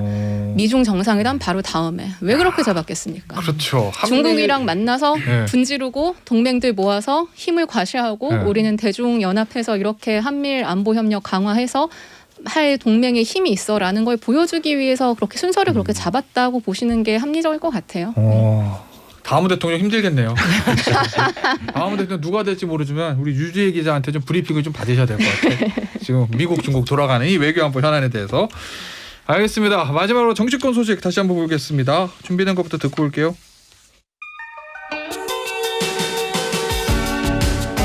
국민의힘 윤석열 대선 후보는 종부세 전면 재검토 카드를 꺼내 들면서 1주택자는 면제하는 방안까지 검토하겠다고 했습니다. 국민이 더는 종부세 폭탄 맞을까 봐 걱정 안 해도 되게 하겠다며 중장기적으로 종부세를 재산세에 통합하거나 1주택자는 면제하는 방안을 검토하겠다고 밝혔습니다. 윤 후보는 경선 경쟁자들을 도왔던 의원들에게도 선거 대책위 합류를 요청하고 있는데 이번 주 선대위 구성을 본격화합니다. 윤석열 국민의힘 후보 얘기 좀 해볼 건데 정 기자. 네. 이제 11월 말이면은 종부세 나오잖아요. 그렇죠. 근데 그것 때문에 그런지 모르겠는데 윤석열 후보가 종부세 얘기 꺼냈어요. 재산세에 통합하거나 1주택자에 대해서 면제하는 방안을 검토하겠다. 이거 어떻게 보세요? 경제적으로? 일단은 올해 뭐 기억하시겠지만 부동산 가격 자체가 전반적으로 많이 올랐죠. 네. 문재인 정부 들어서 특히 이제 심화되고 있는데 이게 뭐 정책 잘못도 있고 풀린 유동성 때문도 있고요. 그러다 보니까 일단 가액 자체가 높아졌고요. 거기다가 기억하시겠지만 공시가를 이제 높였습니다. 그러다 보니까 그 이번에 종부세 대상이 된 분들도 더 늘어났을 거고 대상이 된 경우에도 그 액수도 늘어날 겁니다. 그러면은 뭐 일단 뭐 다주택자라든지 뭐 누가 봐도 낼 만큼 여력이 있다고 생각하는 사람들은 그렇다 빼고 생각하면 1주택자 중에 이제 깔고 있고 오래 보유한 사람들이 야 이거 나 돈도 없는데 실수령액들도 늘어나지 않는 상황에서 이렇게 세금 부담이 늘어나는 게 타당하냐라는 반론이 있을 수도 있고요. 일단 민심은 세금에 대해서 좋게 반응하는 민심은 없겠고 다만 이제 종부세에 찬성하고 그동안 이제 집을 가지지 못한 쪽에서는 타당한 세금이다. 그만큼 자신의 보유한 자산의 가액이 올랐으면 세금을 내야 되는 거 아니야 이런 입장도 있겠지만 일단은 종부세를 고지서를 받게 되는 그런 사람들 같은 경우에는 조금 부담스러운 민심이 좀 더 부각이 되겠죠. 일단 고지서가 발정이 되면. 정치적으로는 이거 어떨까요? 득표에 선거에 도움이 되는 거예요. 모르겠습니다. 이게 굉장히 전통적인 프레임인데 종부세가 실제로 적용되는 사람이 얼마나 되냐 이렇게 숫자로 가면 사실 선거에서 이게 그렇게 중요할 이유는 없거든요. 근데 이제 어쨌든 참여정부 이후에 나는 종부세를 늘리는 사람이야. 나는 종부세를 반대하는 사람이야. 이걸로 뭔가 자기의 정치적인 어떤 정체성을 세우는 장치로 활용이 되고 있는데 윤 후보의 맥락도 그건 것 같아요. 그러니까 구체적으로 이거를 뭐 세수 계산을 해보고 조세 조정을 어떻게 하겠다라는 건지 이런 구체적인 계획이 있는 게 아니라 그러니까 다음 주에 이제 고지서가 나오니까 나는 종부세 관련해서 이런 정치적인 스탠스를 갖고 있는 사람이야를 보여주는 건데 근데 이제 여기에 더하면 새 종부세 고지서가 나오면 언론이 늘 관심을 갖는 대상이 있습니다. 뭐냐면 새로 포함되는 대상. 그러니까 작년에는 안 냈다가 올해 포함된 대상들의 아우성 이런 거가 늘 기사가 나오거든요. 근데 지금 이제 정 기자님 말씀하신 것처럼 이게 서울에 상당히 있을 거예요. 왜냐하면 이게 60%가 반영이 되는데 실거래가 그 정도 수준이 그러면 20억 정도면 아마 종부세 포함이 될 겁니다. 20억이 넘으면 집값이. 그러면 서울시내 근데 아파트 요새 부동산에 붙여 있는 거 보면 20억 넘는 아파트 흔하거든요. 이제 그러면 나는 아니었는데 나는 그냥 이 집 하나 있는데 이 민심이 있을 수 있어요. 근데 이제 윤 후보가 뭐 거기까지 생각을 당연히 했겠지만 그러면 그 부분에서 상당히 언론의 호응은 받을 수 있다 이런 생각은 듭니다. 알겠습니다. 오늘요 김종인 전 비대위원장 출판 기념회 있다면서요. 네. 근데 사람들이 그 책 내용은 관심 없고 거기 윤석열 후보가 가고 이준석 대표도 가니까 3자 회동이 이루어지지 않을까. 뭐 이런 관심들이 있던데. 뭐 어때요 지금 선대위 구성?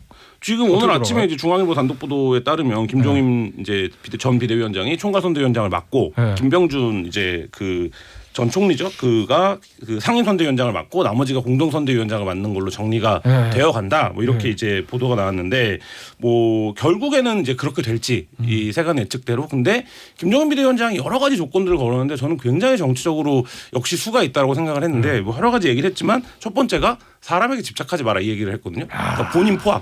그러니까 대선 후보는 사람한테 집착하면 안 된다 이 얘기를 했고 또 하나는 내가 가느냐 안 가냐를 결정하는 건 윤석열이 불러주냐 마냐가 아니라 내가 확신이 있어야 된다. 그리고 마지막 내가 갑이다 이거구나. 내 확신의 근거는 뭐냐면 후보가 정직해야 된다. 왔다 갔다 하면 안 된다 이 얘기거든요. 근데 저는 이게 뒤집어서 얘기하면 김종인 전 비대위원장이 가면 내가 우려했던 부분이 해소됐다가 되는 거예요. 그러니까 그런 면에서 놓고 보면 김종인 비대위원장이 굉장히 좋은 포석을 역시 고단수다 이런 생각은 들더라고요. 뭐 오늘 어떻게 될지는 오늘 뭐 결정이 하루 이틀 안에 날 것 같진 않고 뭐 세 분이 만날 수 있는 분들이니까 오늘 만나서 뭐 인사와 덕담이 오가지 않을까 싶습니다. 김병준 전 비대위원장 얘기도 나오잖아요. 네네. 앞서 말씀하셨지만 상임선대위원장이다. 네. 근데 김병준 전 비대위원장하고 김종인 전 비대위원장 사이가 원만하지 않다는 건 다 알려진 사실이고, 그럼 김종인 총괄선대위원장의 김병준 상임선대위원장은 두 사람은 투톱으로 봐야 돼. 원톱에 처진 스트라이커로 봐야 돼.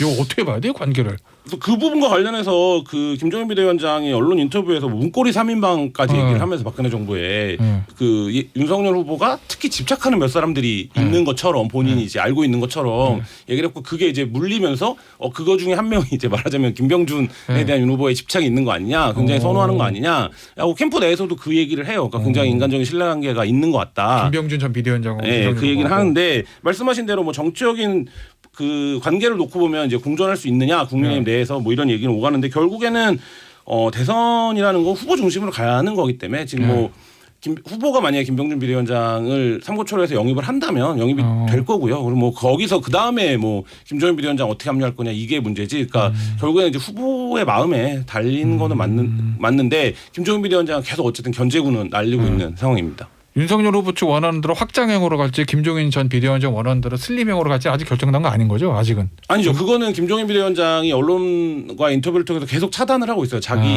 본인의 조기 합류는. 그러면 결국엔 조기 합류하지 않을 말하자면 위원장을 놓고 플랜을 짤 수는 없는 거잖아요. 그러면 결국엔 후보가 원하는 대로 이제 캠프가 갈 거고, 그거에 대해서 김종인 비대위원장이 어떤 판단을 갖느냐, 요게 이제 계속적으로 논란이 될 뭐 얘기가 되겠죠. 한기와 사무총장 교체를 가지고도 여러 얘기가 있던데요. 뭐 그 부분도 당무선권을 윤석열 후보가 갖고 있는 거기 때문에 윤 후보가 어쨌든 뭐 당과 관련해서 본인의 어떤 그림들이 있을 거고, 이준석 후보와는 이준석 대표와는 아주 원만하지 않다라는 거는 뭐 이미 여러 차례 보도가 됐던 부분들이잖아요. 그러니까 그런 부분들에서 계속 뭐 윤 후보 쪽에서 원하는, 그러니까 캠프 중심, 어쨌든 선거 중심으로 국민의힘도 갈 수밖에 없고 한데, 이쪽에서 이런 게 있습니다. 그러니까 겉으로 보기에는 이준석 대표가 당의 중심인 것 같지만 오히려 윤석열 캠프 쪽에 있는 중진들이 당을 해본 경험이 더 많아요. 그렇긴 하죠. 네, 그래서 이 윤석열 캠프에 있는 중진들이 당의 어떤 자리 혹은 당의 어떤 조직을 해야 되는지에 대해서 굉장히 이제 잘 알고 있는 사람들이기 때문에 그 부분에서 어쨌든 뭐 이준석 대표 입장에서는 불편할 수도 있는, 혹은 좀 내가 너무 들러리가 되는 거 아니야 이럴 수도 있는 자리나 요구들을 뭐 계속 할 수도 있다, 뭐 이런 생각이 듭니다. 알겠습니다. 오늘 뉴스 싹쓸이 시간은요 여기서 마무리하도록 할게요. 지금까지 김한 기자, 유지혜 기자, 정호선 기자였습니다. 감사합니다. 네, 감사합니다.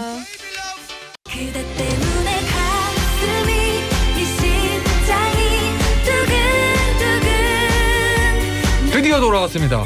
토론은 두근두근. 제가 요거를 그 파일럿 프로그램을 할 때 언젠가는 이 두 분을 모시고 정규로 할 거다. 단 두 분 다 살아 돌아오셔야 된다.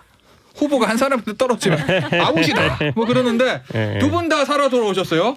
이재명 후보하고 윤석열 후보가 양당의 후보로 확정이 됐기 때문에 저희가 요 이제 토론은 두근두근 시간을 정규 월요일 요 4부에 편성을 했습니다. 그 월요일 4부 진행하시던 그 시사인의 김동인 기자는 다른 코너에서 만나보실 수 있을 거예요.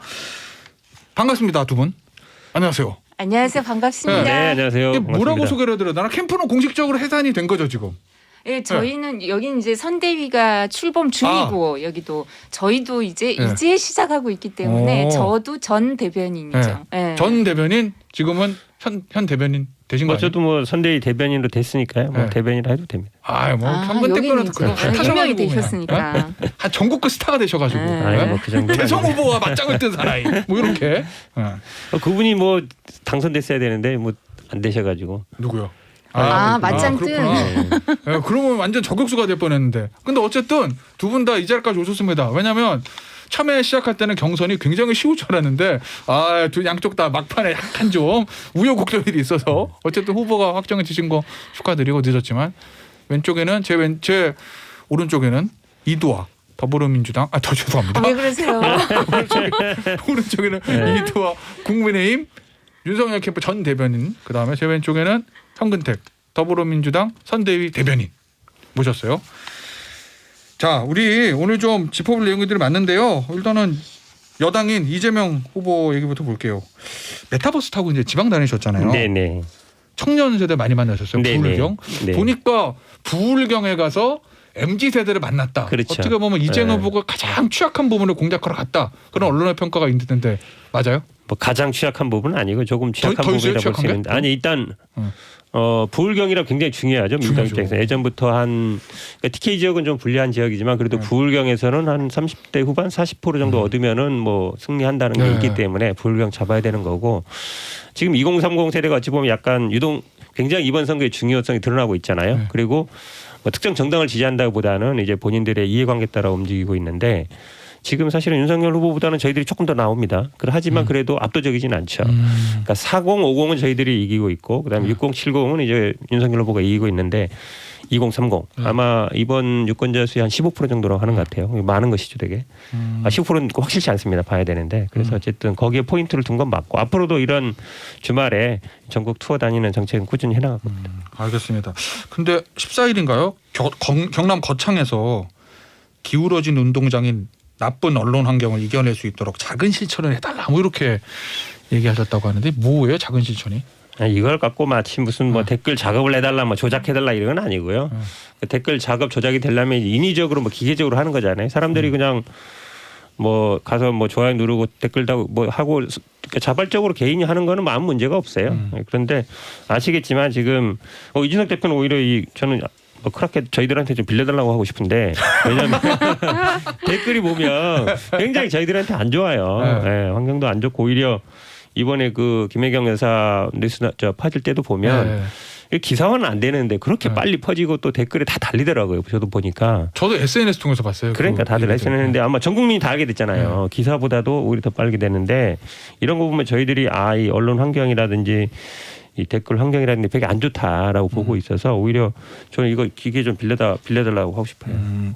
우리 이도화 변호사 전 의원은 할 얘기 있으실 것 같은데 이거 오늘. 네, 이거 이제 오늘 김기현 원내대표도 오늘 그 오전에 최고위원 회의 있었잖아요. 여기에서 사실상 여론 조작, 좌표 찍기를 하라는 지령을 내렸다, 뭐 이렇게 비판을 하기도 했는데요. 이제 이재명 후보가 아마 메타버스 하면서 부산국제영화제 광장에서 시장들을 만나서 지금 우리 현 대변인 말씀하신 것처럼 언론 환경이 매우 나빠서 우리는 잘못한 것이 없어도 잘못했을지도 모른다는 소문으로 도배가 되고 상대방은 엄청나게 나쁜 짓을 해도 아무 문제가 없는 것처럼 넘어간다. 이렇게 얘기하셨는데 아니 댓글이 되게 안 좋은 게 달리신다 그러는데 그전에는 사실 댓글 좋은 거 달릴 때는 특별히 얘기를 안 하다가 그리고 댓글이 안 좋은 게 달리면 댓글이 좋은 게 달릴 땐 우리를 지지하는 댓글은 민심이고 우리를 비판하는 지지 댓글이 많으면 그거는 댓글 조작이고 이런 거냐 이런 얘기가 있을 수밖에 없거든요. 내로남불 얘기가. 그렇기 때문에 아니 그게 그 댓글이 많이 달리고 거기에 달리는 댓글을 보면 이게 민심인가 보다. 이게 국민들이 이렇게 오해할 만한 게 있었나 보다. 이렇게 받아들여야 되는 거 아닌가. 그게 지금 여론조사랑 같이 가는 거 아닌가요? 댓글이. 그래서 이런 부분에 대해서 언론 재갈법이라고 했었죠. 야당에선. 근데 이 언론관계법도 그렇게 강행하려고 여러 가지 시도를 하다가 지금 이것도 민심이 아니라 댓글 조작처럼 받아들이고 그리고 뭐 텔레그램 커뮤니티 뭐 이런 데서 어떻게 해라 이런 얘기를 하는 것 자체가 대선 후보가 그렇게 얘기하는 것 자체가 국민을 품는 게 아니라 국민을 갈라치게 하는 거 아닌가. 그 대선 후보의 자세인가 이런 생각이 듭니다. 뭐 갈라치게 하는 건 아니고 지지자들이 당연히 뭐 좋아요 누를 수 있고 SNS에 글을 올릴 수 있죠. 아마 이번에 그 제가 보기에는 이 김혜경 여사 사건이 그게 계기가 된 거예요. 갑자기 이게 막 안 좋은 뉴스가 확 퍼지고 모든 국민들이 아니 오죽했으면 그 CCTV 사진이나 뭐 이거 녹음 공개했겠습니까? 반박이 안 되니까 어떤 식으로 하더라도 아니다 해명도 반박이 안 되니까 그런 것이고 저는 근데 이제 나쁜 언론 환경 얘기하면서 보니까 이제 진중권 작가가 한마디 하셨던데 뭐라고요? 뭐 나쁜 환경 왜 탓하냐 그러는데 저는 근데 그 얘기하고 싶어요. 왜냐하면 진중권 작가가 솔직히 방송에 나가면 중립적인 패널 몫으로 거의 나가거든요. 그러니까 야당 측 인사로 안 나가요. 윤석열 측 인사로 안 나가잖아요. 이렇게 딱 하는 게 아니라 마치 제3자처럼 나간단 말이에요.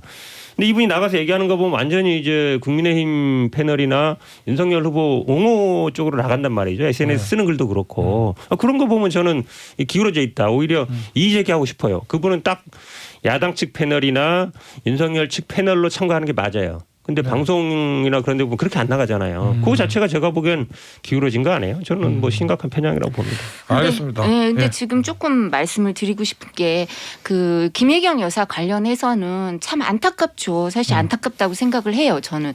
근데 김혜경 여사 관련해서 이제 생각을 해보면 미국 같은 경우는 그 타이거 우즈가 사고 났을 때 생각나세요? 타이거 우즈 사고 나니까 그 구급 대원이나 아니면 현장에 출동했던 경찰들이나 이런 사람들이 다 나와서 얘기를 해줘요. 퍼스트 리스판드가 뭐였다, 뭐 어떤 일이 있었다라고 얘기를 하는데 국민들 관심사가 많으면 그 유명 정치인 아니잖아요. 대선 후보 아니잖아요. 그래도 그냥 타이거 우즈 같은 아주 그 셀럽이라 하더라도 그냥 구급대원이나 아니면 경찰들이 나와서 어떤 일이 있었다라고 설명을 해줘요. 그렇게 관심이 많으니까. 그러니까 이거는 대선 후보급에서는 어쩔 수 없는 일이라고 생각을 하고요. 근데 여기서 또 안타까웠던 건 어떤 게 있냐면 구급대원을 질책했다 이 얘기를 하니까 그러니까 소방대원들이 질책을 받았다고 안타까워하니까 그거 가짜 뉴스라 그랬거든요. 근데 사실로 밝혀지는 거 아니에요 지금. 왜냐하면 이재명 후보가 그 구급대원 질책하면 되겠냐 이랬더니 그 구급대원을 질책한 지휘부한테 주의 조치를 취한대요. 그럼 그게 있었다는 얘기잖아요. 가짜 뉴스 아니라는 얘기니까 이게 가짜 뉴스인지 아니면 실제로 있었던 일인지 이런 부분을 사실 그렇게 단정짓고 유리분리로만 따질 건 아니다. 대선을 치르면서는 우리가 감내해야 될 부분이 어쩔 수 없이 많다 이런 말씀 드리고 싶습니다. 그러니까 그 이제 그 녹취록도 불과 미래에서 공개한 거예요. 한마디로 얘기하면 예전에 미국은 저 그렇게 많이 금민수입니다 하더라고요. 뭐 이런 거 아니거든요. 그냥 아무 신분도 안 밝히고 있다는 얘기하는 거고. 근데 이제 미국하고 좀 다른 거는 미국은 정말 모든 게 다 밝혀지고 프라이버시라는 특히 유명인들은 거의 없는 이야기인데 우리나라 좀 다르잖아요. 우리나라는 사실은 마찬가지입니다. 뭐 대통령의 아들 딸이든 아니면 무슨 이런 게 무슨 뭐 인사청문회나 이럴 때 모르지만 평소에는 어느 정도 그 부분은 잘 안 건드려요. 미국과 그런 면은 좀 다르다.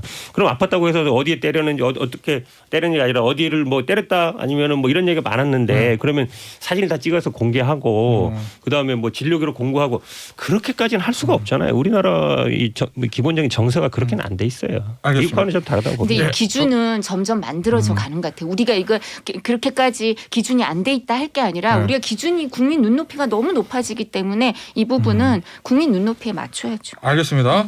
세금 얘기 좀 해볼게요. 세금. 윤석열 후보 측에서 종부세 뭐 재검토 이 얘기 나왔거든요. 일단 내용을 보니까 종부세 전면 재검토에서 1주택자는 세부담 완화하겠다. 양도세율도 인하하겠다. 그다음에 뭐야? 그 재산세랑 장기적으로 통합하는 거를 살펴보겠다. 이건데 이거 어떤 배경에서 나온 거예요? 22일 날이 종부세 이제 과세가 될 거예요. 통지서가 날라오죠. 그리고 다음 달 1일부터 15일까지인가요? 이 납부 기간이에요. 그러니까 이 부분에 대해서 항상 이제 종부세에 대해서 세금에 대해서는 대선 때가 되면 정당들이 관심을 많이 가질 수밖에 없어요. 그죠.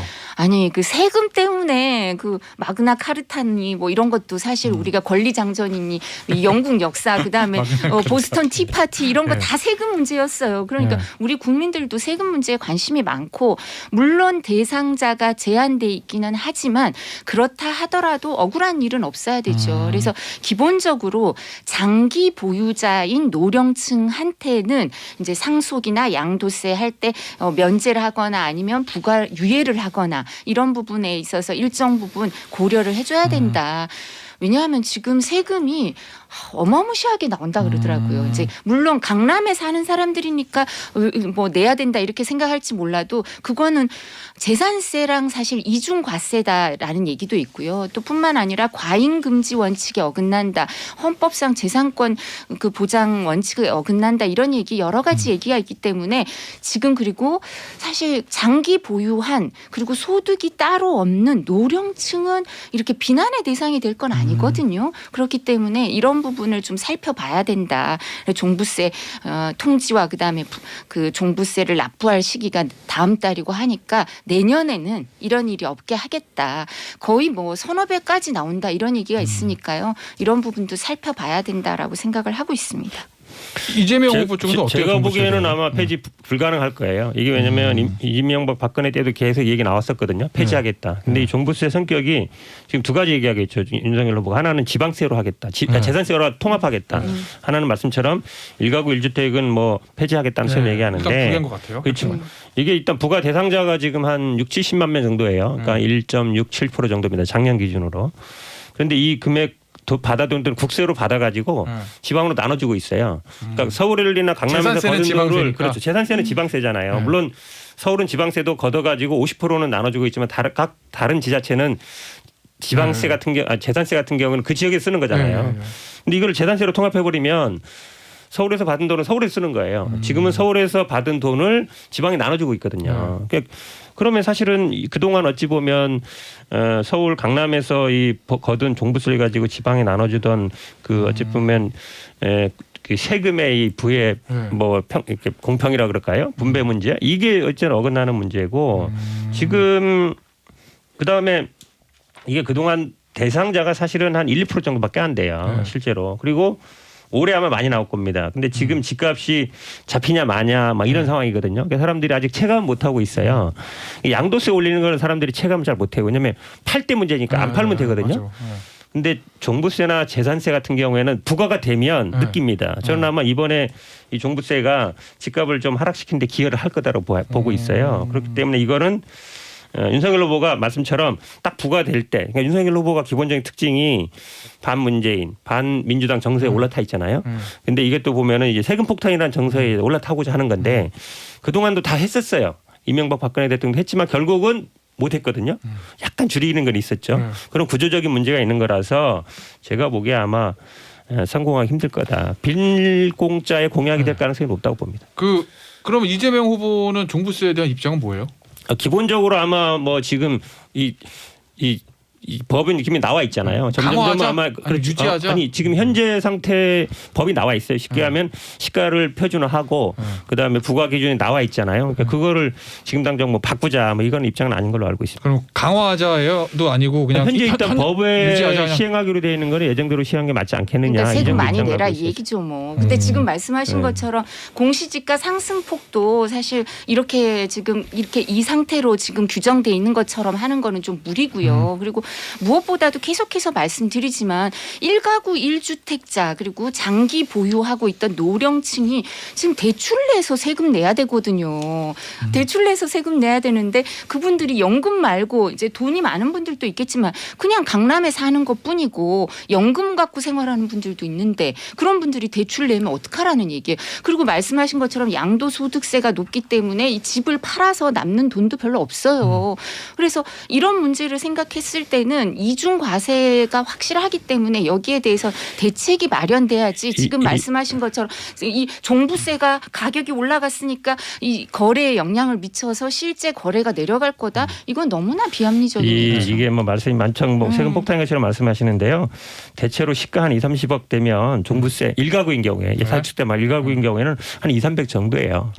그렇게 많지 않습니다. 이걸 뭐 대출까지 땡겨서 막 해야 될 정도가 아니에요. 아니, 나오는 걸 보자고. 다주택자들은 많이 나옵니다. 보자고. 2주택자나 3주택자인 경우는 뭐 억 단위 넘어갈 수 있는데 그분들은 팔면 되는 거예요. 제가 뭐 1가구 1주택자들은 양도세 종부세 부담이 그렇게 크지 않습니다. 근데 자, 종부세 이거는 22일 날 부과되면 또 얘기를 해보자고. 이제 일주일 정도 남았어요. 그죠? 알겠습니다. 종부세 관련해서 문자가 들어오는데 두 분이 하신 말씀이 다 문자에 들어가 있어요. 이수영님, 이두하 전 의원 하신 얘기하고 비슷한 얘기인데 재산세를 많이 납부하고 있는 1주택자에게는 종부세는 이중과세가 맞아요.